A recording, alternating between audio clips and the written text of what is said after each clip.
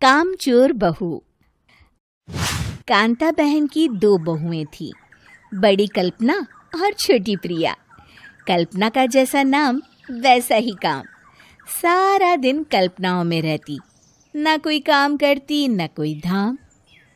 अरे कल्पना बहू, जरा अच्छी सी चटनी पीस दे, आज कुछ मजेदार खाने का मन है। पेट में जलन हो जाएगी माँ जी बुढ़ापे में, और वैसे भी मेरा काम करने का वक्त शाम का है, आप प्रिया को ही बोल दो। इतना कहकर कल्पना वहां से चली जाती है। कांता कल्पना के ऐसे रवैये से काफी परेशान रहती हैं।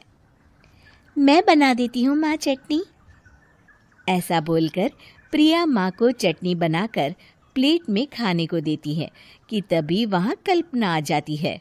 अरे वाह चटनी, जरा चख कर तो देखूं, बड़े दिन हो गए। अरे नहीं बहू, तू तो रहने ही दे चटनी खाना, पेट में जलन हो जाएगी।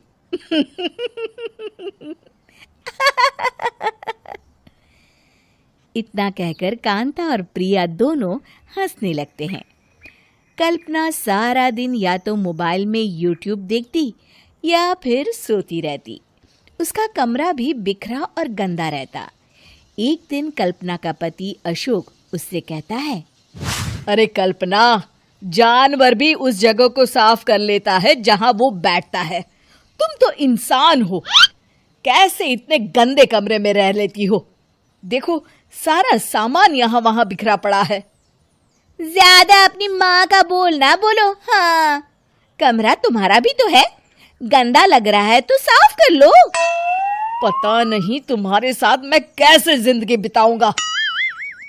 इतना कहकर अशोक वहां से चला जाता है। कल्पना बस खाना खाने कमरे से बाहर आती और फिर से कमरे में चली जाती। इससे कांता बहन काफी परेशान रहती। एक दिन प्रिया कांता से कहती है, माँ, मैं सारा दिन काम करके थक जाती हूँ, आप कल्पना दीदी से कहिए ना कि सुबह और शाम का काम बांट ले, मैं तो अब सिर्फ एक वक्त का ही काम करूँगी। हाँ। अरे तू वो भी ना करना, एक बहू तो कामचोर थी ही, दूसरी भी आ गई काम ना करने के बहाने लेकर। तभी वहां प्रिया का पति रमेश आ जाता है।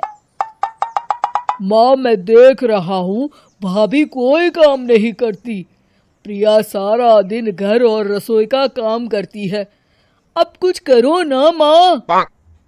कांता मन में कुछ सोचती है और कल्पना के पास जाती है।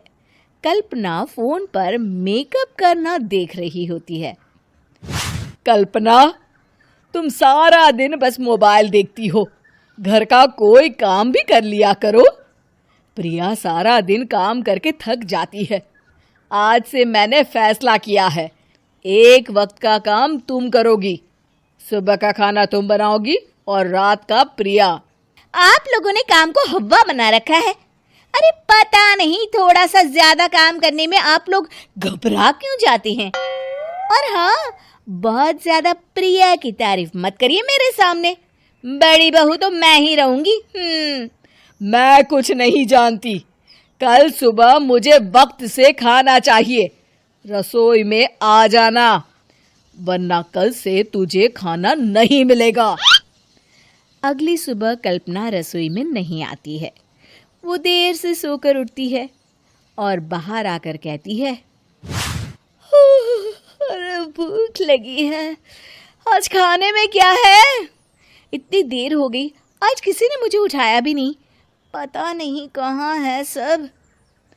कल्पना को घर में कोई नहीं दिखता।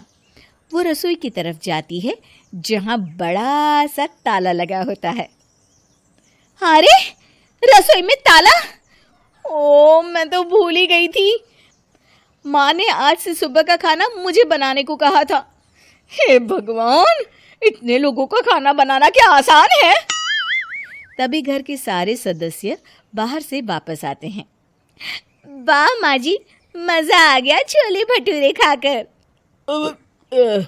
मेरे मुंह में तो अभी भी स्वाद आ रहा है। अरे कल्पना, तेरे भरोसे रहते तो हम तो भूखे ही रह जाते। कल्पना को बहुत गुस्सा आ जाता है। अब बहुत हो गया, आज से मैं अपनी रसोई अलग कर रही हूँ। मैं अपना खाना खुद बना लिया करूंगी। कल्पना अपनी रसोई अलग कर लेती है, पर आए दिन उसका देर से उठना और काम न करने की आदत से वो भूखी ही रह जाती थी। उसी के सामने घर के लोग अच्छे अच्छे पकवान खाते और कामचोर कल्पना को जैसे तैसे ही खाना बनाकर खाना पड़ता। पर एक दिन तो हद ही हो गई। माँ, दीदी आज सुबह से कमरे से बाहर नहीं निकली, हमें जाकर देखना चाहिए। सो रही होगी कामचोर कहीं की, पर तुम कहती हो तो चलो देख लेते हैं उसे। कल्पना कमरे में पेट पकड़कर बैठी होती है। हाय मेरा दर्द, पेट दर्द के मारे मर रही हूँ मैं।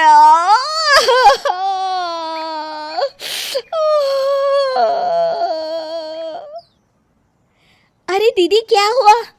पेट में दर्द क्यों हो रहा है? डॉक्टर को दिखाया आपने? माँ, कल्पना खड़ी होती है और माँ जी के पास आती है। मुझे माफ कर दीजिए, अब से मैं सारे काम में मदद करूंगी, कभी आलस और काम चोरी नहीं करूंगी।